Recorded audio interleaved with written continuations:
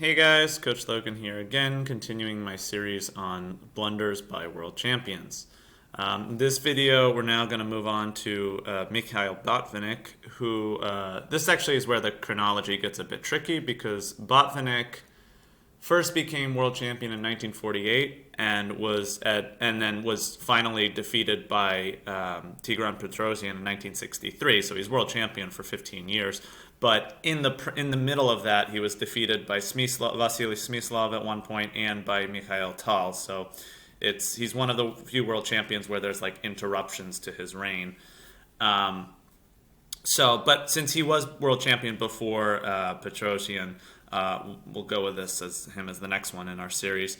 In this one, he's playing a game versus Paul Keres, who was a very strong player in the mid-century. And I thought it was kind of interesting right out of the opening, so I'll just go from there. E4, E6, Botvinnik is playing black, Keres is playing white. D4, we get a French defense Tarrasch variation. And here, Botvinnik played knight c6, which is, it's a line. I mean, I don't know. It's a little bit, I wonder about it sometimes. But, because it blocks black's c-pawn. I think black's best plan against the Tarrasch is to just play c5. But anyway, Keres played pawn to c3, and here Botvinnik played e5.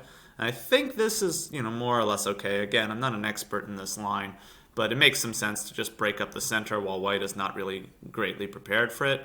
We get e takes d5, queen takes d5, and now knight f3. And here is where I think Botvinnik errs. He probably really, I think he should really just take this pawn. If white were to do something passive like c takes d4 back, I think they just get kind of a mediocre isolated queen pawn game. So of course they could play the aggressive move bishop to c4. This would be a game. I mean, after something like queen h5 or something like that, it looks about even. White will have some activity. Black might end up with a better pawn structure. It's anybody's game. In this position, Botvinnik instead played bishop g4, and Keres punished it really, really nicely. So we're right in the first 10 moves here. We're getting some nice tricks. Bishop to c4, attacking the queen, and Botvinnik now played bishop takes f3. I think when he first went for bishop g4, he must have figured that white recapturing with the queen was, somewhat automatic because, they can't retake with the knight because that would leave the bishop hanging on c4. And white's queen is on prise. And, so it seems like everything's set here, except Keres played a very nice move now, just queen to b3. Simultaneously just getting out of the threat from black's bishop and strengthening his pressure on this diagonal. Black now has something of a hard time moving the queen because there's the bishop on f3 hanging, there's potentially the pawn on f7 hanging, potentially a pawn on b7. So Botvinnik tried knight to a5, but it didn't work. We had queen a4 check. Again, now getting out of the threat on his queen and threatening to take the black queen. So we get from black queen to d7. They can't play queen to c6 because of bishop to b5. So we get queen d7 instead, and now a nice finish to the tactic from Keres. Bishop takes f7 check. It's kind of, what do they call that, a desperado. The bishop was lost anyway, so he plays bishop takes f7 check. King moves. They note that the king cannot take the bishop because the queen will capture, and the queen cannot take the bishop because she's pinned. So after king d8, we get now liquidation, takes, and now knight takes f3, and Keres is just up a clean pawn and went on to win. So really, I mean, it's really rare these days, but it was probably even rare then that like a world championship level player is going to go down a pawn in the first 10 moves. So nice job to Keres. I mean, this one's a little bit harsh to call it a blunder. I think it was just Keres. I don't know, I guess he had good prep.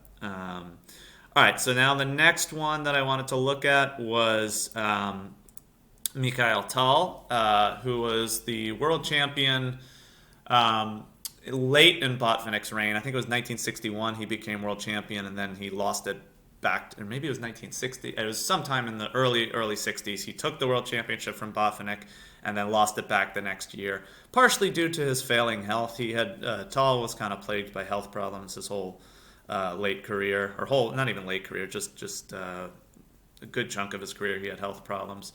And he was a fantastic player, very exciting player who went for aggressive attacks, speculative sacrifices. But unfortunately, in this particular game, he makes a horrific blunder. Here, he's playing against Viktor Korchnoi, who, much like Keres, was a very, very strong player who never became world champion. And in this case, Tal is playing white here, and this probably should end up being a draw. But Tal continued here thinking that he spotted a win.